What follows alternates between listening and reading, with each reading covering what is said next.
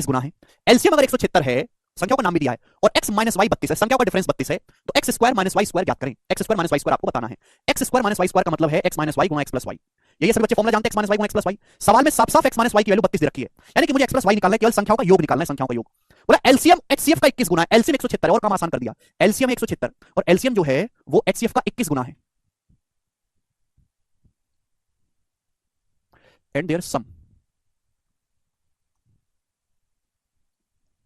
Of LCM and HCF 176, गलत लिखा हुआ है यहां पर। ठीक है भाई, ये भी आप गेस करके कर सकते हो, मुझे करवाने की जरूरत नहीं है। दो संख्या एक्स और वाई, उनका एलसीएम जो है एचसीएफ का 21 गुना है। एलसीएम और एचसीएफ का सम 176 है।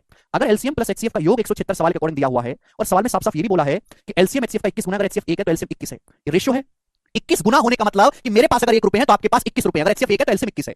दोनों का सम कितना आएगा? 22। 22 की वैल्यू सवाल में 176 है, कितने गुना? 8 गुना, 8 टाइम्स। तो एचसीएफ का मान भी 8 आएगा, यानी कि संख्याओं का जो हाईएस्ट कॉमन फैक्टर है 8 है। संख्याओं का हाईएस्ट कॉमन फैक्टर 8 है, और एलसीएम एचसीएफ का 21 गुना है। यही एक्स और वाई की वैल्यू है। 21 को देख के दिमाग में एक ही चीज आती है, 7 और 3।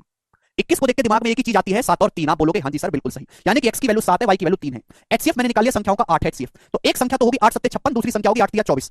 अगर आपसे मेरे प्यारे भाई यहाँ पे 56 और 24 डिफरेंस लेंगे तो 32 आ रहा है, संख्या का डिफरेंस आ गया। सवाल में आपसे x प्लस y की वैल्यू निकालनी है। एक संख्या 8 7 56 है, दूसरी 8 3 24 है, मेरे दोस्तों इनका जो योग आएगा वो 80 आएगा।